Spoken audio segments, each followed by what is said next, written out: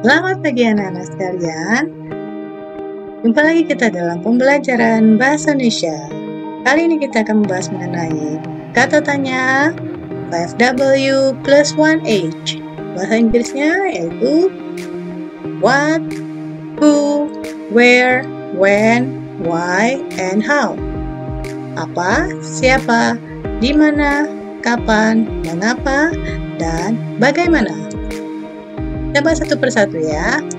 Yang pertama, kata tanya apa? Kata tanya apa merupakan kata tanya yang berfungsi untuk menanyakan sesuatu, baik berupa keadaan atau perbuatan yang berkaitan dengan isi atau inti bahasan. Jawaban untuk kata tanya ini adalah suatu pengertian, keterangan, ataupun penjelasan dari apa yang ditanyakan. Contohnya, apa yang dimaksud dengan kalimat tanya? Tentunya jawabannya adalah mengenai kalimat tanya. Kalimat tanya merupakan kalimat yang ditujukan untuk menanyakan sesuatu hal kepada orang lain. Nah, ini adalah contoh dari kata tanya apa. Kita lanjutkan yang berikutnya. Siapa? Kata tanya siapa merupakan kata tanya yang berfungsi untuk menanyakan pelaku yang terkait, tersangkut, atau turut serta dalam suatu peristiwa atau kejadian. Adapun jawaban dari kata tanya ini adalah orang atau pelaku. Pelaku di sini berarti bisa juga hewan ya. Jauh hewan itu memiliki nama, misalnya Tommy si kucing. Ya, jadi bisa jawaban kata tanya ini bisa berupa orang atau pelaku dari suatu tindakan tersebut. Contohnya adalah, siapa yang bertamu ke rumahmu kemarin? Jawabannya, oh itu kerabatku, Sani namanya. Nah, Sani di sini adalah manusia ya.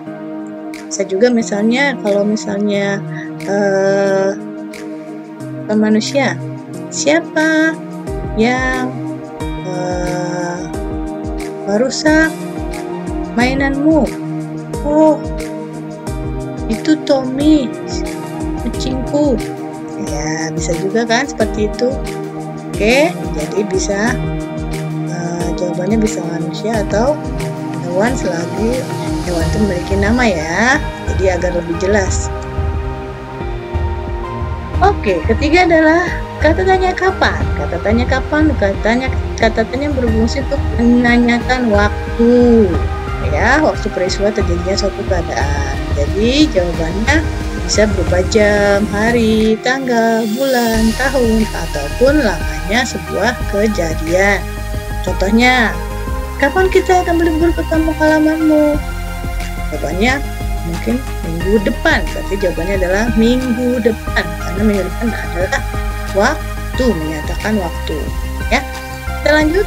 Berikutnya adalah di mana, kemana, dari mana. Oke, ini sebuah kata tanya yang berfungsi menanyakan tempat.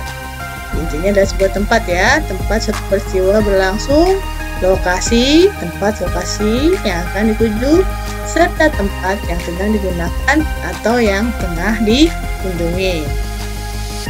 Contohnya, di mana kamu beli buku itu? Oh, aku membelinya di toko buku seberang sekolah. Jadi di mana? Jadi jawabannya adalah di toko buku ya. Jika jawabannya singkat berarti tempatnya di mana? Toko buku. Ya, menyatakan tempat. Kita lanjutkan yang berikutnya. Kata tanya mengapa.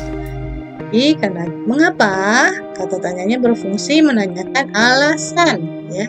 Jadi ini untuk alasan atau sebab sebuah peristiwa terjadi. Contohnya, mengapa kamu tidak ikut acara perpisahan kemarin? Oh, aku tidak mengikuti acara perpisahan kemarin karena apa? Sebabnya apa? Alasannya apa? Karena harus menemani adikku di rumah sakit. Ya. Oke, lanjut ke yang terakhir. Bagaimana? Kata tanya ini berfungsi sebagai kata yang menanyakan cara atau proses sebuah peristiwa berlangsung serta menanyakan keadaan. Jadi bisa menanyakan cara, proses, atau menanyakan keadaan atau penjelasan suatu hal. Contohnya, bagaimana proses metamorfosis bulat menjadi kupu-kupu? Karena menanyakan menceritakan mengenai proses. Jadi kita harus sesuai urutannya. Pertama, telur kupu-kupu akan menetas menjadi ular. Setelah itu, bla bla bla bla. Gitu ya. Jadi kelompok ulat kupu-kupu. Gitu ya. Jadi prosesnya dijelaskan. Ya. Oke, anak-anak. Ya. Berikutnya, fungsi kalimat tanya untuk meminta jawaban. Jadi, karena bertanya, berarti kita memerlukan sebuah penjelasan. Atau bisa juga untuk menggali informasi.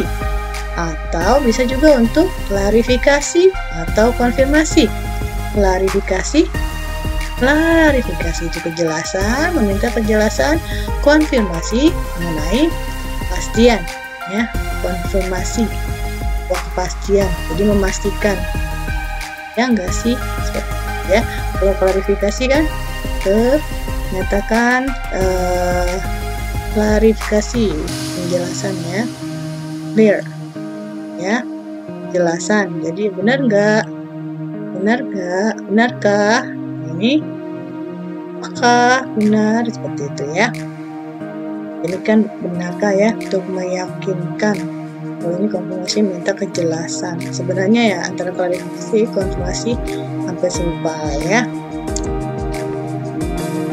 Oke, ciri-cirinya kalimat tanya. Berarti karena ini kalimat tanya diakhiri dengan tanda tanya, tanda baca tanya. Tahu nggak tanda baca tanya ya? Oke. Nah, kalimat tanya juga umumnya diawali dengan kata tanya, yaitu yang tadi ya, 5W plus 1H. Berarti apa, kata tanya apa, siapa, mengapa, dan lain-lain tadi ya. Dan ketiga, kalimat tanya yang hanya berupa tanggapan, konfirmasi ya. Untuk konfirmasi berarti kata tanyanya biasanya benarkah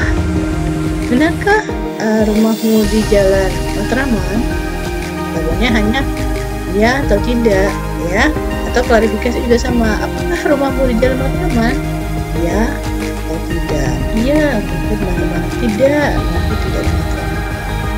Nah, kan intonasinya juga pada akhir kalimat meningkat. Jadi seperti tadi ya, benarkah rumah kamu di Matraman? Tinggi kan nadanya, intonasinya. Atau apakah rumah kamu di Matraman? Ya, tinggi ya.